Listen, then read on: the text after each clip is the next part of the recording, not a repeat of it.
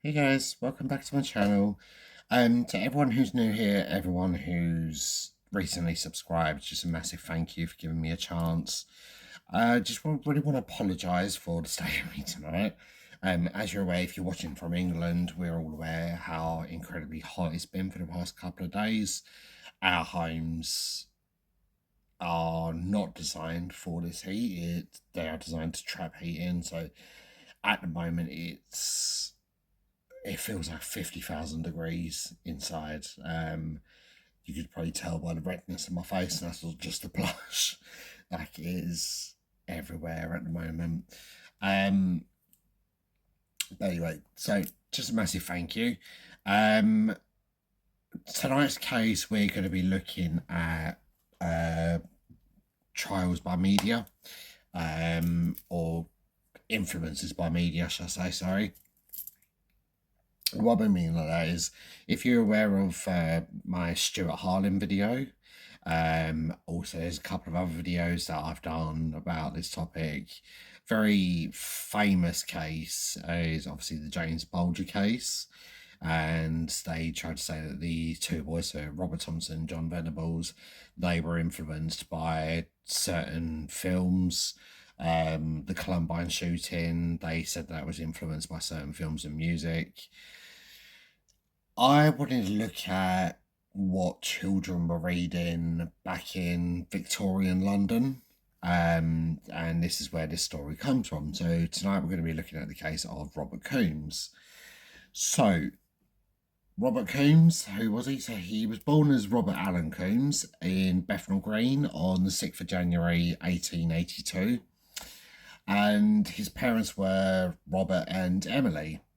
So Robert and Emily had married earlier on in 1878, and Robert was a steward on a transatlantic steam engine called HMS France. So he was often away to sea at real incredibly long periods of time, leaving Emily to raise their children at home. So about a year after Robert was born, they had another son, Nathaniel. Now, Robert's birth has said to have been a real difficult one, and this resulted in a forceps birth. So, if you're not fully aware of what a forceps birth is, it's this huge set of what I can only describe as tongs, and they clamp them to the baby's head, and it helps a smoother delivery if the baby gets stuck. And this often leaves the babies with a slight head deformity just for a short period of time. Obviously, it goes back, but you see the indentation in their head, so these things are incredibly heavy. And it's said that the doctor who delivered Robert at this particular time using these, he had basically gripped so tight it left scarring on his temples, and this scarring left Robert suffering from headaches as he grew older.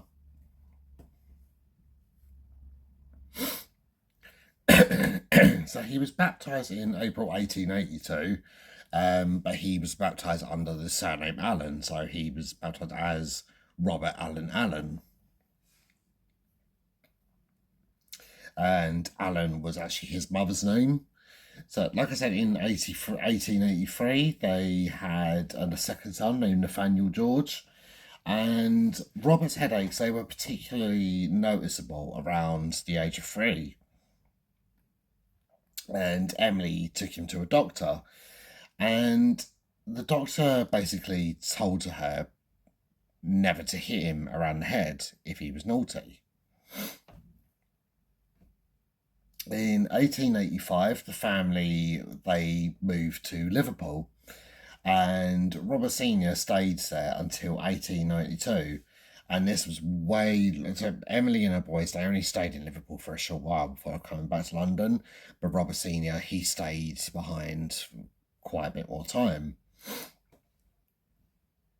And she actually took the boys back in 1888.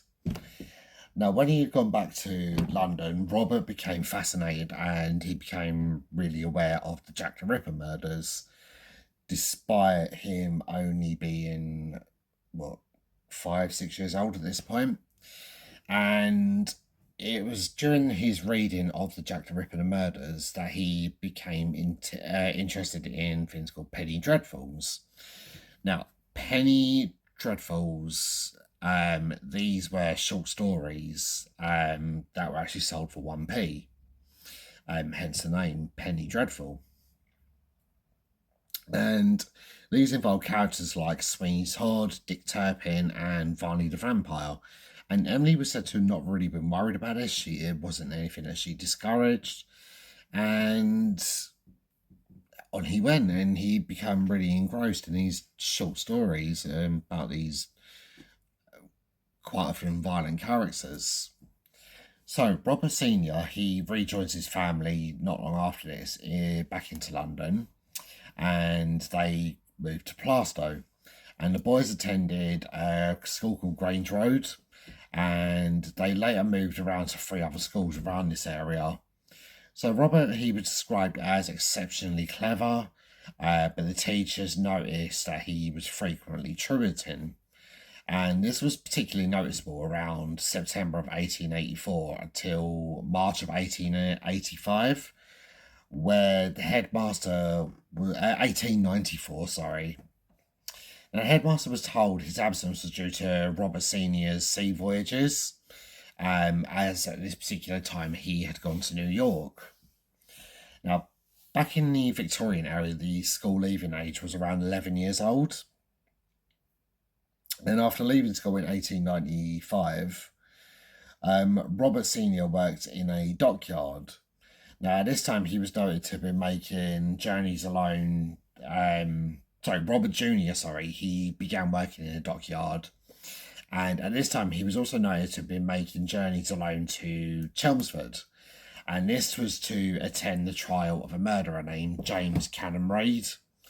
And Robert was actually there to witness James's sentencing, and James was actually sentenced to death, which was actually carried out in December of that year.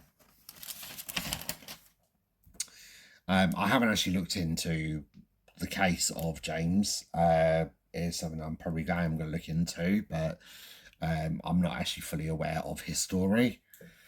Now, during his trial, Robert Jr. testified that he and Nathaniel had plans for their crime commenced at least a week prior.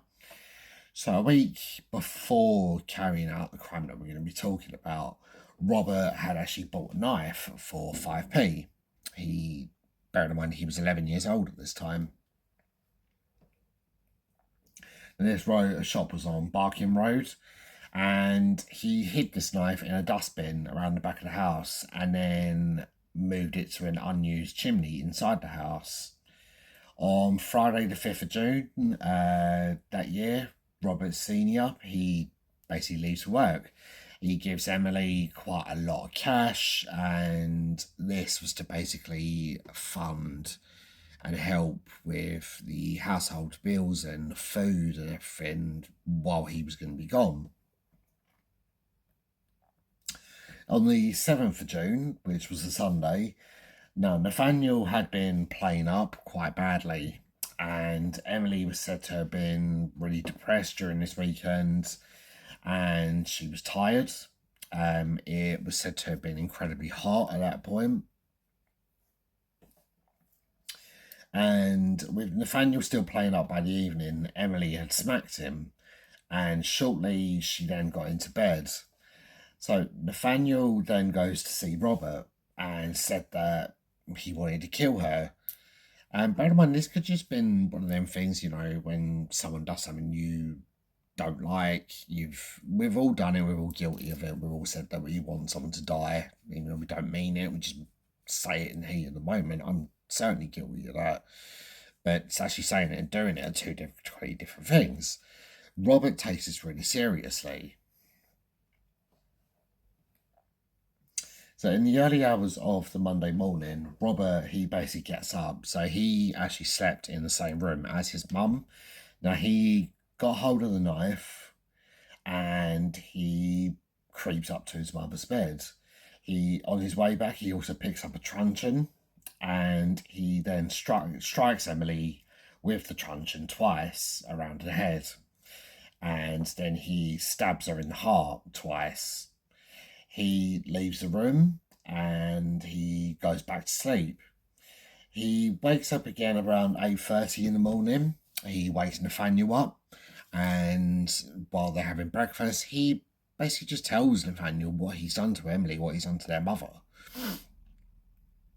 But he actually says that he's killed Emily. And this was as Nathaniel had requested. So Nathaniel, obviously, he doesn't believe his brother, and he basically says that he wants to go see a dead body. So they go to Emily's room at 9 a.m. and Emily was actually still alive at this point. She was only just, they said that she was still groaning in agony. And instead of calling for help, they just basically cover her with a bedsheet and they leave. And on his way out, Robert steals a gold sovereign from Emily's purse. He then takes it to a neighbour called James William Robertson, who lived in Cave Road. And this is just basically for change for the coin to pay rent, which was due that day. So James gives him 2 half sovereigns, and Robert then gives over his rent book and hands back one of the coins. And he asked James to pay the rent that was due later on that day, as Emily had actually gone away. James agrees to this, and Robert returns at 7 p.m. to collect his 3 shillings change. Now, that same evening, and the day after this, on the Tuesday, Robert takes Nathaniel to the Lord's cricket ground to see the player William Grace.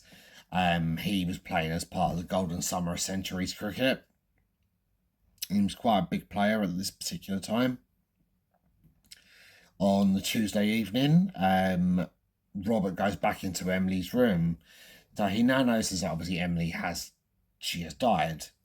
And Robert puts quicklime onto her body, and this is an effort to control the decaying process. So quicklime is a like an agent thing that you just pour onto things that are rotting, and it slows down that process. How an 11-year-old would actually know that, I do not know, but this is what he does. Now, on the Wednesday, Robert then contacts his father's friend, and this was a man named James Fox, who was 39 years old. He worked at the Royal Albert Docks, and James worked as an odd jobman for the National Steamship Company. Now, John was actually described as a mentally challenged man. He had previously worked as a seaman on another steamship called Egypt. And Egypt reportedly had caught fire and sunk. And from this, John had grew a deep fear of going out to sea. Now, Robert had asked John to look after him and Nathaniel, explaining that Emily's aunt had died. And Emily was actually due to gain a real large inheritance. The boys were quickly basically spending the money that Robert Sr. had left behind. So they asked John to help him pawn some of the possessions, particularly their father's gold pocket watch, his silver pocket watch, and a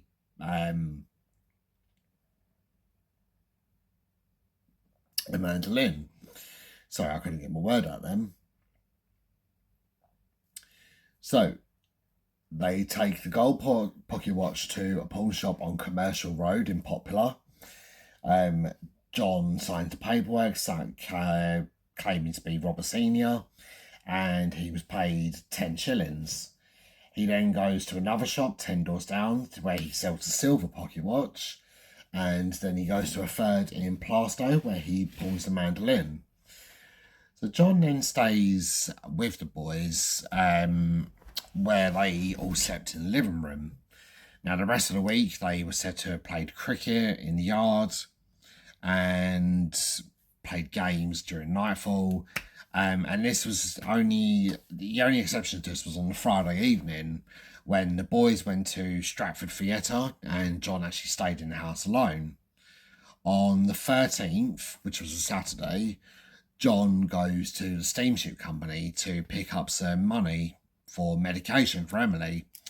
And this is with a letter signed by Robert stating that Emily was ill with Bright's disease, which is, well, was, sorry, it's not really that much known anymore, but it was a disease of the kidneys. And she had basically heavy medication bills because obviously this was before the time of the NHS. So they basically needed £4 from Robert Senior's wages. Now the cashier, John Hewson, told him that he basically needed a note from a legitimate doctor. And 2 days later, Robert Jr., he goes to John Hewson himself. Now this is with a letter allegedly signed by a physician called J.J. Griffin. And he's confirming the illness. But John basically doesn't believe him, and he actually recalled that Robert had made a similar lie 2 years previously and had gained £2 by doing this. Now, John then tells Robert Jr. he would drop the £4 off in person so he can actually see Emily in person. And Robert goes off, he hasn't got his money. And the neighbours, they start growing really suspicious. Now, they didn't believe the story that Emily had gone to Liverpool and left her 2 boys behind. And one of these, Mrs. Burridge, she then contacts the paternal aunt of the boys. Now, to save any confusion, the paternal aunt, her name also was Emily Coombes Harrison. So, when I refer to her, I'm going to say Emily H or Emily Harrison, just to obviously save confusion. Now, Emily Harrison, she lived on Bowling Road next to, like, only a few streets behind, I believe. Now, so she comes over to investigate. Now, Emily H turns up on the 15th of July. John Fox opens the door, and John basically retells the exact same story. And obviously, he doesn't know who this woman is. 2 days later, Emily H returns and she gets no response, and this is around 9 a.m. So she comes back later in the evening and she knocks and forces her way in. And she finds the boys and John in the house just playing games. She immediately notices the mess, which she took note of as she knew her sister-in-law was a real neat and tidy person. She notices the bad smell and she starts investigating. The smell leads her up to the bedroom door, but she finds that the bedroom door has been locked. And Emily leaves. She actually goes to the landlord's house and she picks up a spare key from the landlord's house. So she goes back to her sister-in-law's and she manages to unlock the bedroom door. She finds Emily C still in the bed. She's covered head to toe in maggots.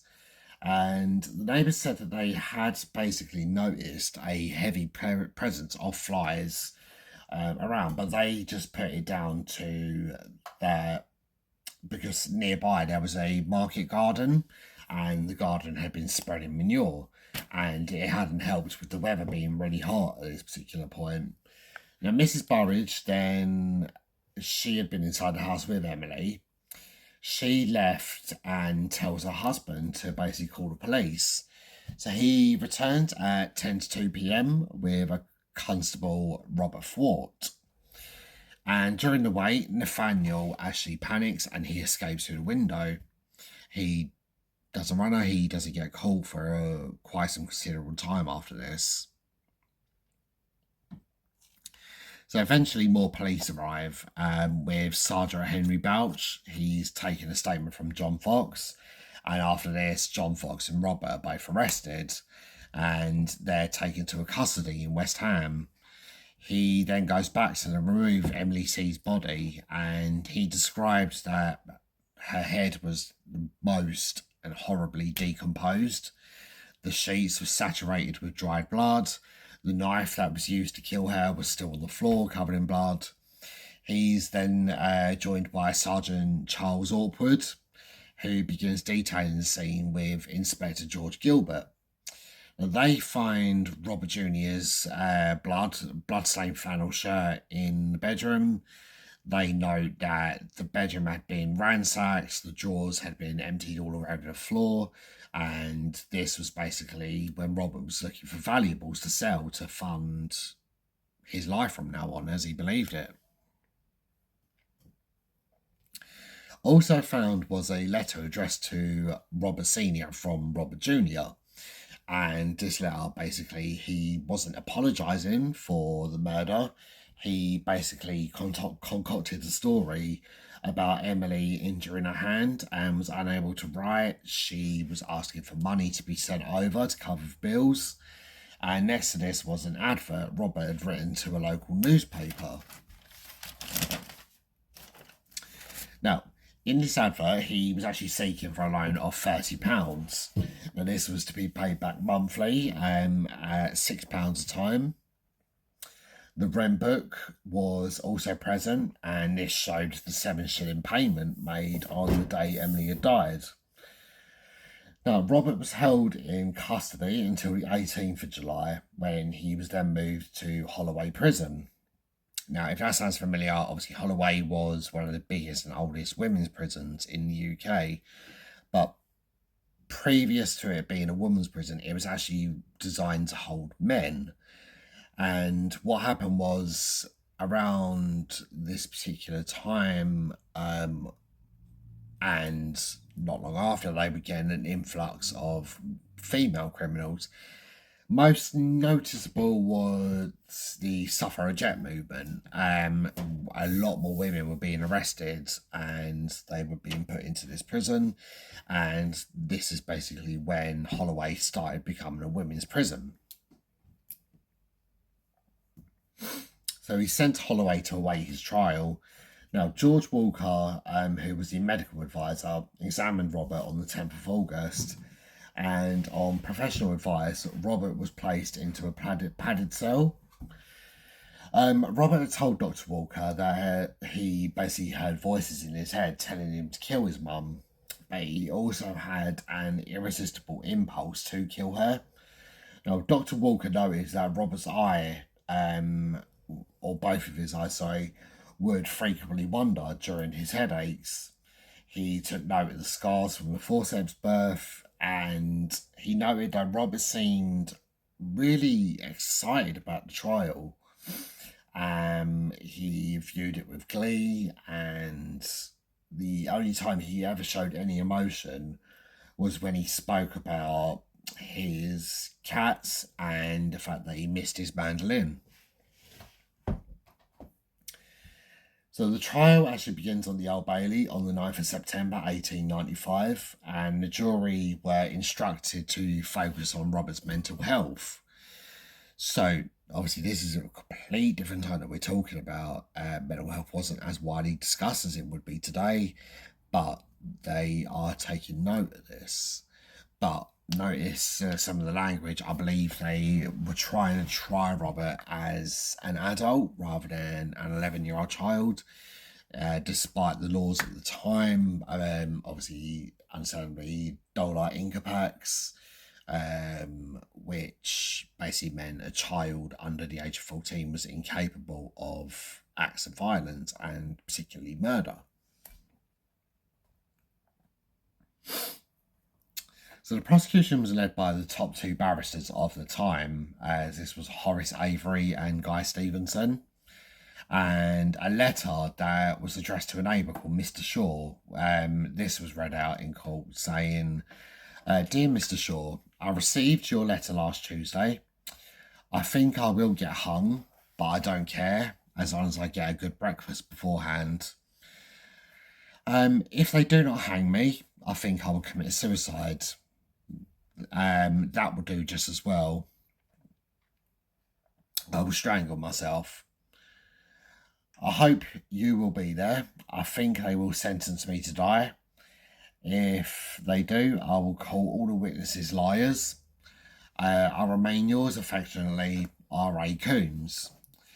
Under this letter, Robert had drawn two very childlike pictures.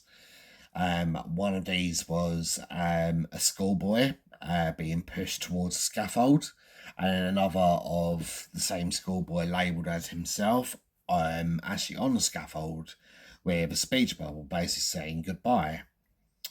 It then continued as a sort of will of sorts, and it was basically leaving thousands and thousands of pounds to various different people.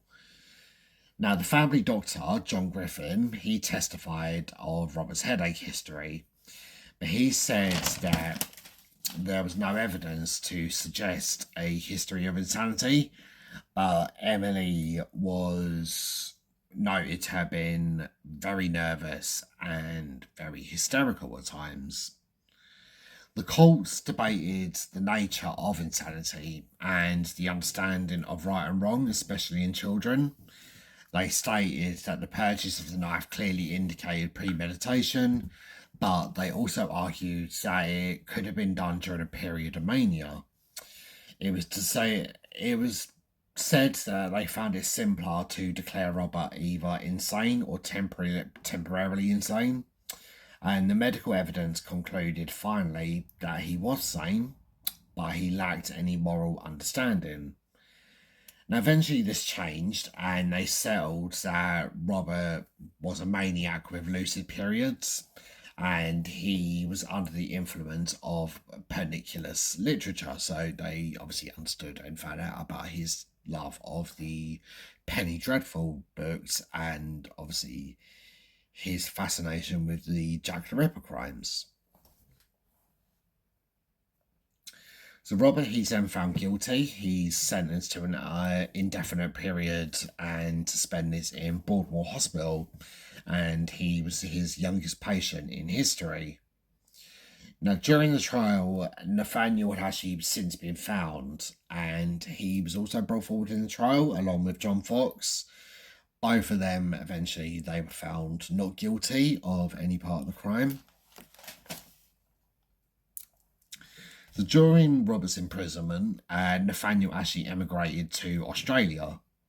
So he enlisted to work as chief stoker on HMS Australia during the First World War, and he done pretty well during this time.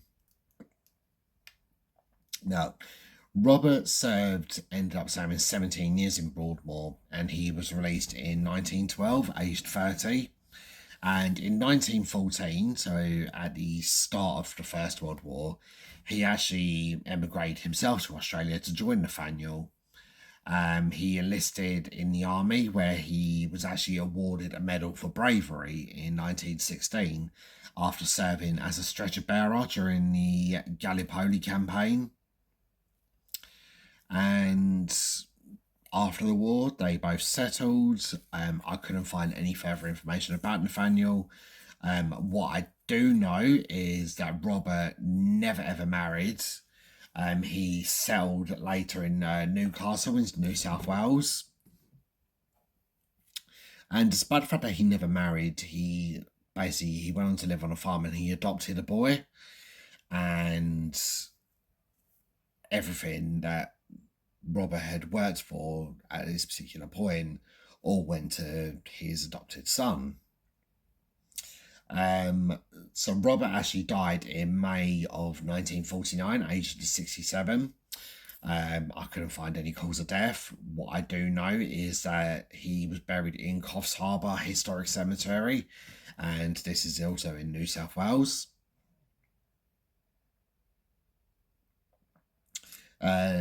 Nathaniel had actually died a couple of years beforehand, I believe in 1943. Again, couldn't find any cause of death. I believe he was buried in the same spot as his big brother. So I could find a lot of information about who they were as kids and the crime and the lead up and the aftermath of the crime, but I couldn't actually find any information of what they got up to, other than the fact that they helped serve during the First World War. I hope you guys found this interesting. Sorry, it's a very short one. I knew that it was going to be quite hot tonight, so I didn't want to be sitting here and being really. I mean, I'm pretty uncomfortable as it is at the moment, but I didn't want to be really uncomfortable, so I just wanted to do a short one. But I've got some incredible cases coming up for the first year anniversary of this channel. So obviously tonight's is only going to be about half hour long, but I can promise there are going to be some really, really good ones coming up very, very soon. So make sure you hit your likes, hit your shares, hit your subscribe button if you're not subscribed, hit the notification bell. I try and aim for every Friday. This might come out a little bit later than that. It depends on how long the editing process takes, but I might just put this out in the morning. But I do try and aim for every Friday. Doesn't always work out that way, but I try my best. I just want to say a massive thank you to you guys. I appreciate each and every one of you. If you haven't heard of this crime, leave a comment down below. Let me know. Always read your comments. And yep, as always, just a huge thank you to you all. And I will see you guys very, very soon for the next true crime story with Silhouette. Stay safe, and I will see you soon.